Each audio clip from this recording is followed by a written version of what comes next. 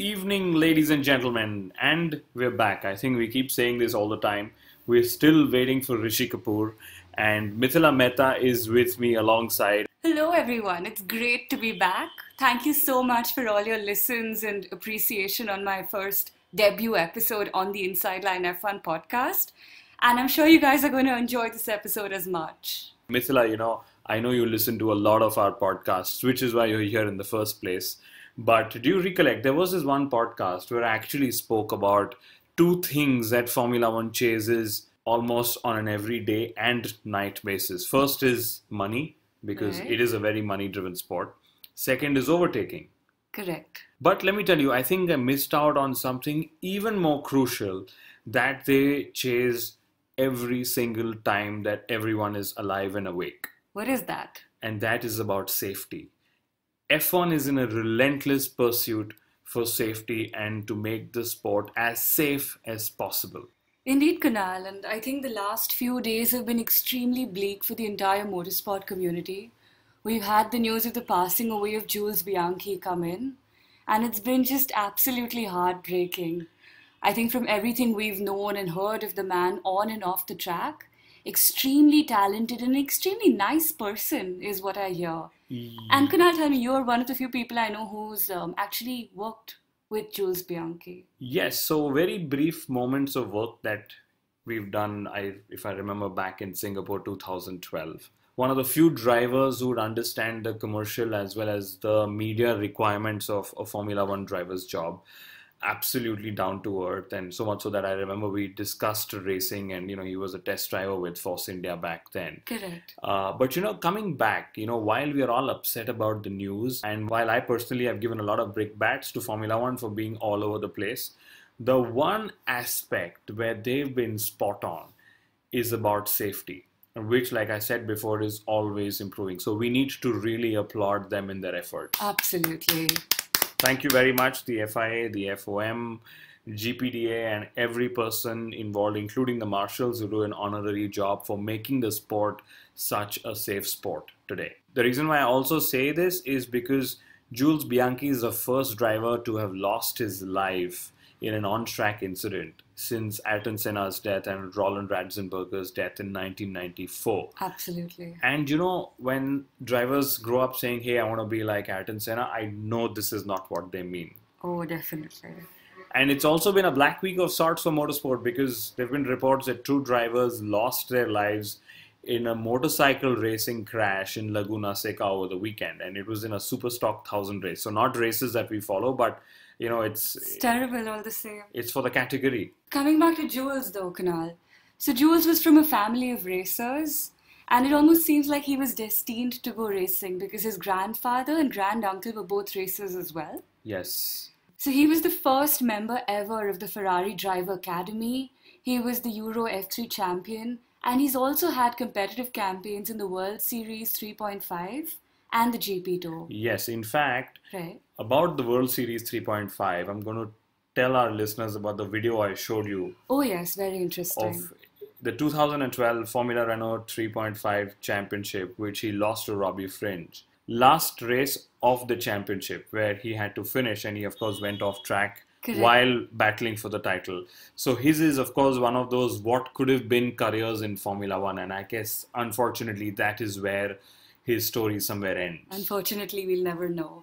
But Kunal, I must tell you that coincidentally, both his grandfather and granduncle also lost their lives on incidents on track.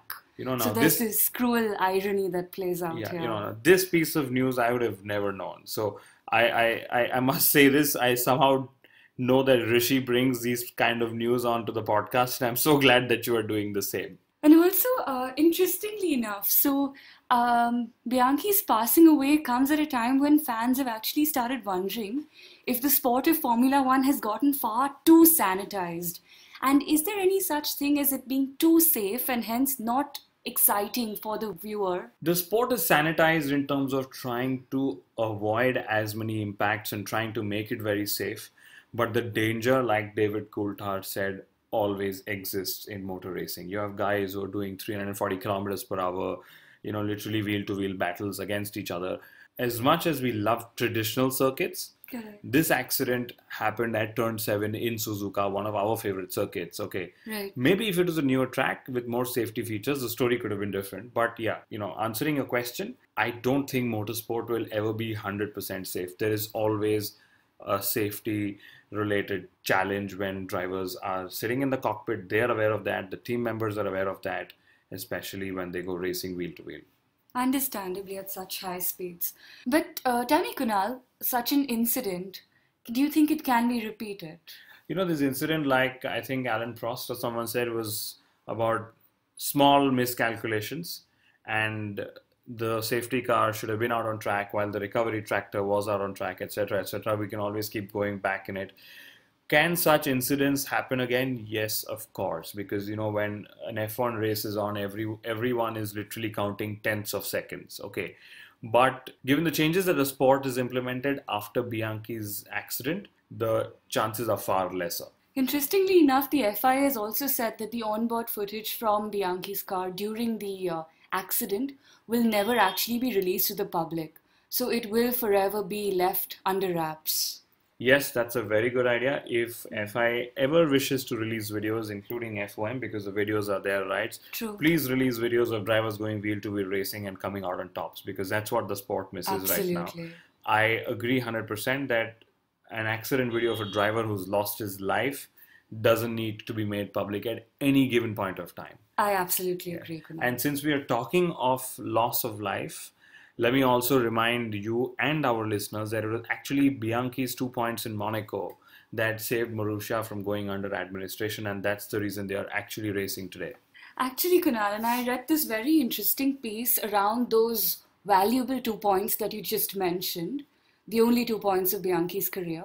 And it went along to say that, statistics can be extremely misleading because statistics only tell the story of what has been and not necessarily of what could have been, nor do statistics tell the story of the entire context and the circumstance that accompanied, that act in being realized in the first place. So in the context of all of that, I think those 2 points that Bianchi scored were absolutely invaluable and priceless in every sense. Yes, and to add to your point, which I'm actually very impressed by. Thank you. To add to your point, his scoring in Monaco didn't come because other drivers fell off the grid. His scoring came in Monaco in an underpowered car, in an underperforming car, by fighting with people. In fact, he overtook Kamui Kobayashi while trying to get these points. So, like you said, I hope the context of his 2 points are never lost ever. Absolutely on merit, Kunal. Though I must tell you, Kunal, something that's been disturbing me of late, on all social media and across various websites, it almost seems like Jules Bianchi's passing away is trending.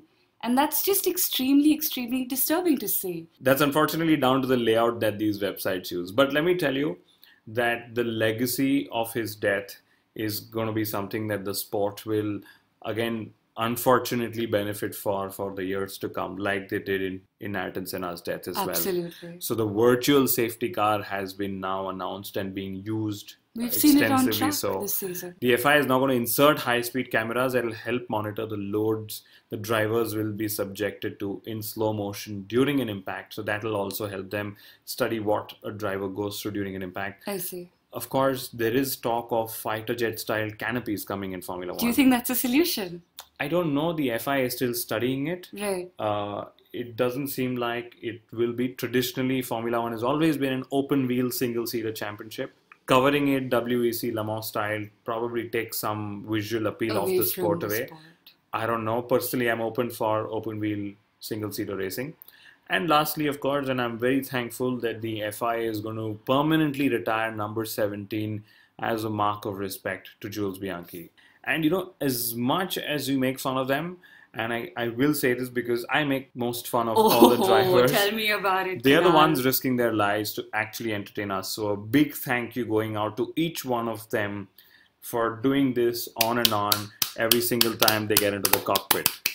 So does this mean that you will stop making fun of Pastor Maldonado, Kunal? Now we're just taking that a step further. But talking about the drivers, Kunal, so the one driver that seems to be holding the entire key to this massive domino effect that could play out in 2016, Kimi Raikkonen. So we've all been seeing these clues that have been cropping up, about his imminent retirement from Ferrari or moving out to another team. So how do you think that could possibly play out? Before I go to that, you told me and our listeners last episode that Raikkonen is your favorite driver. Of course he is. Do you believe he should be replaced in 2016? Be honest. This is an unfair question, Kunal. To be honest, I would have loved to see Kimi around in 2016 as well. But to be completely fair, he hasn't actually performed up to his supposed potential this entire season. And he's been consistently outpaced by Vettel. Now you're a true fan of the sport and of the podcast and of Kimi Raikkonen. Kudos, Miss Mehta.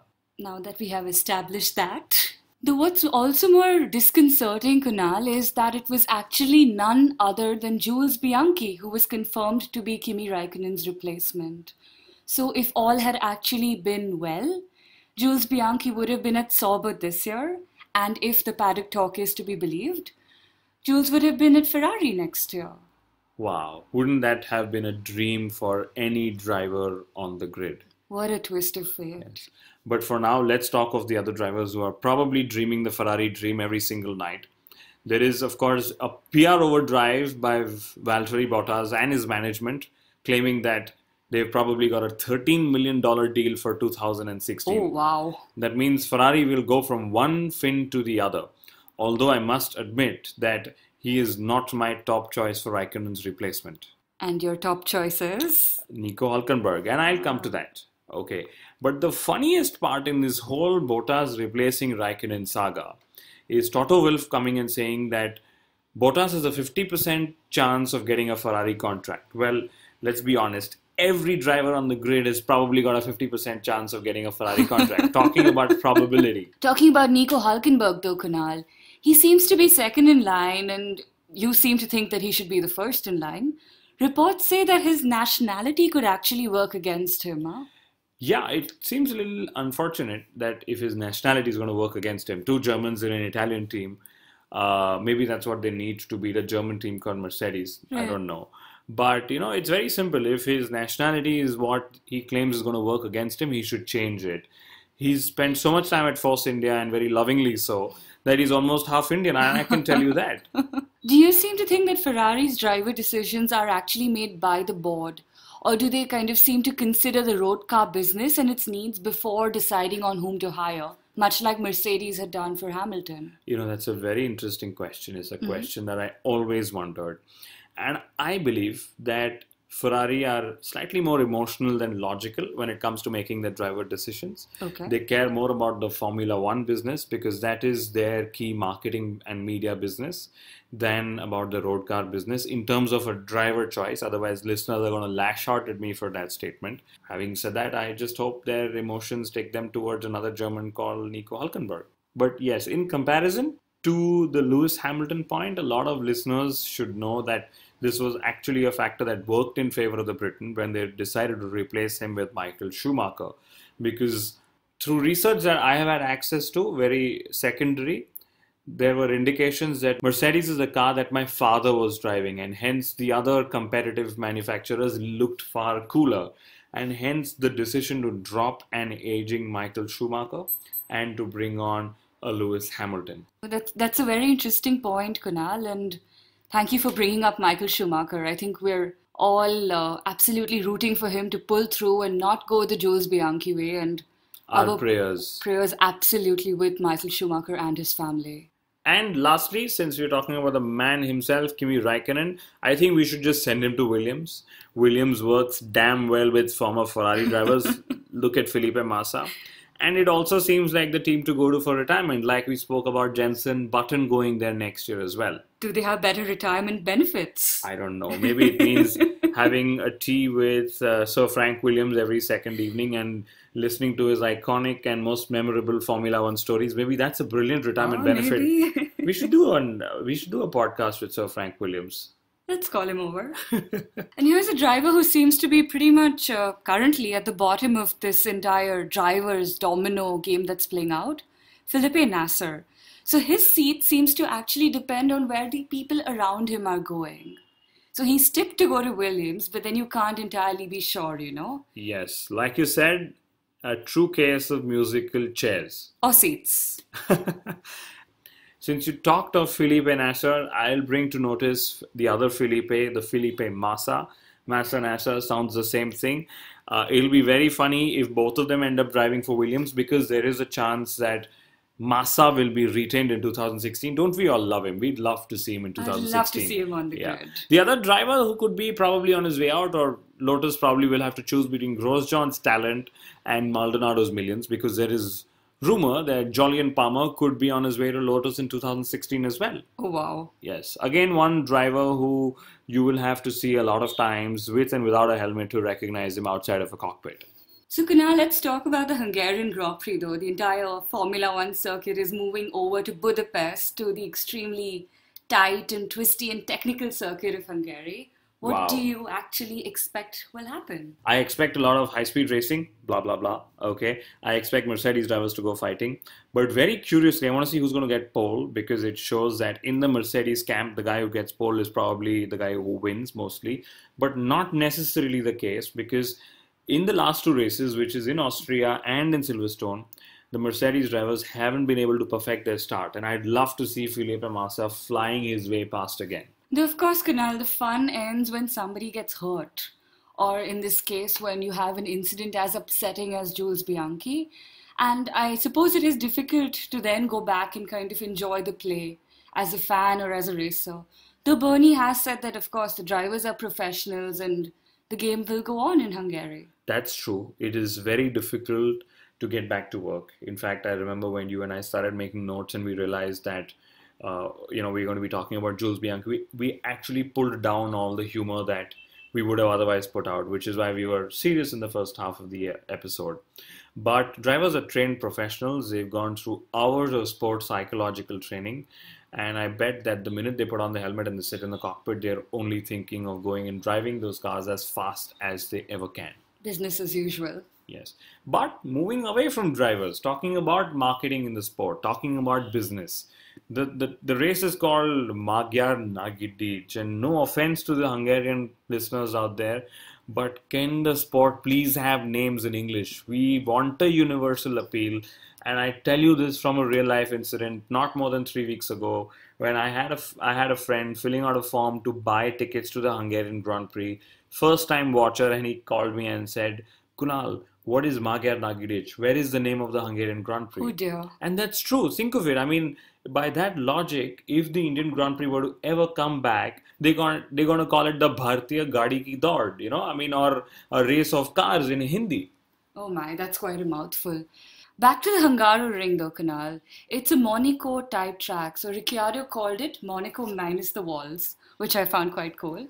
It's slow speed, high traction. How do you think the weekend is going to pan out?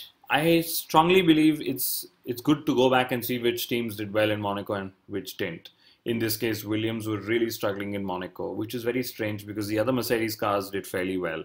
I expect Mercedes to take the top 2 slots. I hope it's Rosberg over Hamilton, purely because we want a challenge in the championship, not because I am anti-Hamilton. I repeat, I expect Ferrari to pick up the rest, and I expect Red Bull to complain about Renault again, although the Renault power loss, so to say, will somewhere be adjusted in the deficit, or so I hope. McLaren? Ouch. Now, about McLaren, they may just top the timesheets from the bottom again, because the joke is on McLaren. That's it. Thank you very much for joining me on this podcast again, Mithila. Thank you very much. And before I end, a lot of places to follow us on: Facebook, Google+, Twitter, SoundCloud. And for all those who noticed and for those who didn't, we've reduced the sounds of our engine in the opening and closing link to adhere to the modern power unit regulations.